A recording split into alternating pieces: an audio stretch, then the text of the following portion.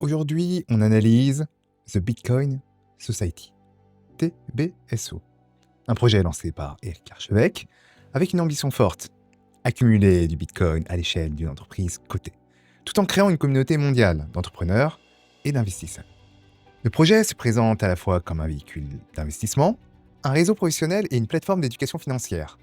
D'un côté, tu as l'exposition au Bitcoin, de l'autre, un accompagnement business, mise en relation, formation, événements et une vision autour de la souveraineté économique. Un positionnement qui mélange finance, entrepreneuriat, Bitcoin, éducation et réseau. C'est vaste, structuré, et forcément cela attire beaucoup d'attention. Avant de juger, on décortique le modèle, parce qu'il est important de bien le comprendre. TBSO veut accumuler du Bitcoin en l'intégrant au niveau d'une société cotée. Ce modèle n'est pas nouveau, on connaît déjà deux références. La première, MicroStrategy, renommée Stratégie, une entreprise tech rentable qui a décidé d'utiliser ses ressources et de la dette pour acheter du Bitcoin. Le Bitcoin sert de réserve de valeur, mais l'entreprise a un business qui est déjà existant. Deuxième référence, Capital B, une structure pensée pour offrir une exposition au Bitcoin à l'action d'une société, ce qui rassure certains investisseurs traditionnels qui préfèrent le cadre corporate plutôt que la détention directe de cryptoactifs. Les deux ont un point commun. Permettre une exposition au Bitcoin avec un cadre classique, action, bourse, reporting, gouvernance. Là où TBSO se différencie, c'est qu'il n'y a pas encore d'activité opérationnelle génératrice de cash.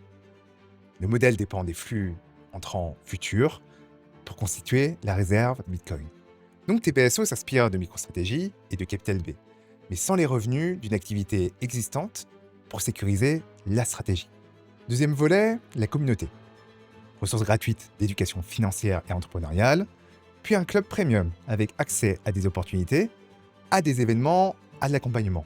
C'est un modèle connu, on a vu des exemples réussir, comme certains clubs business de mise en relation ou des modèles hybrides. On pense par exemple à Blast, d'Anthony Bourbon, qui mise à la fois sur formation, communauté et investissement. Ce modèle peut fonctionner si la valeur apportée est réelle et mesurable. Pour l'instant, DPSO n'a pas encore donné de détails concrets sur le contenu du club, les critères de sélection, ni les opportunités proposées. TBSO n'a pas fait une IPO classique. Le projet est passé par le rachat d'une entreprise déjà cotée, Tein, pour la renommer, et la transformer en TBSO. C'est ce qu'on appelle un reverse listing. Ce n'est pas inhabituel, mais cela permet une cotation avant d'avoir fait ses propres preuves business. Le modèle de TBSO est ambitieux, cohérent dans sa logique interne, mais repose aujourd'hui sur des promesses, pas encore sur un track record opérationnel. Ce qui est intéressant, c'est que les critiques viennent des deux camps opposés. De un, tu as d'un côté les maximalistes Bitcoin. Pour eux, si tu crois au Bitcoin, tu achètes du Bitcoin. Passer par une société ou un club est contraire à la philosophie de base du Bitcoin. Bitcoin n'a pas besoin de leader, n'a pas besoin de gouvernance, n'a pas besoin d'intermédiaire. Il reproche donc à TBSO d'être trop institutionnel, d'être trop centralisé. D'autre part, tu as des investisseurs traditionnels.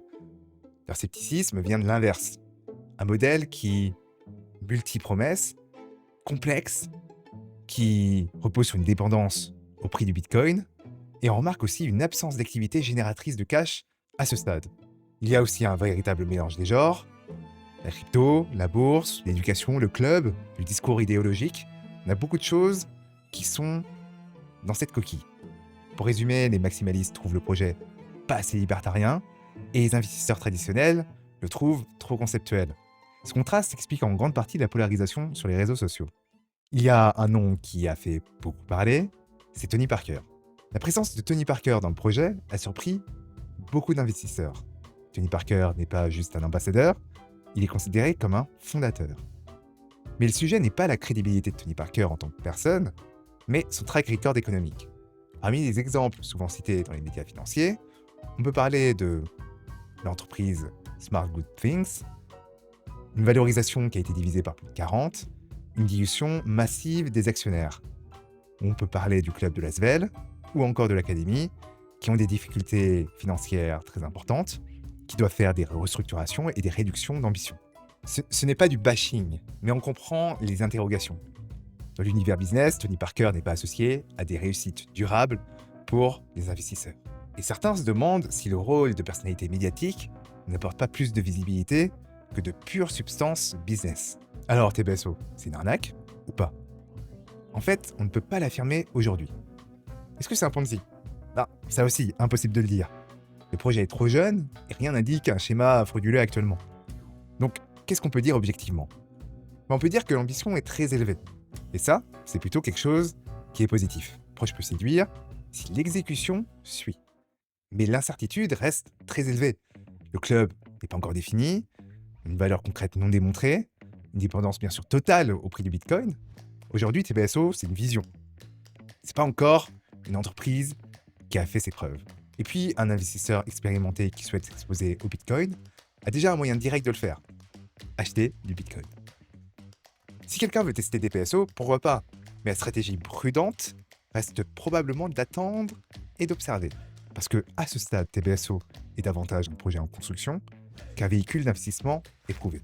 Donc si tu es débutant, mieux vaut te tenir éloigné pour le moment de TBSO.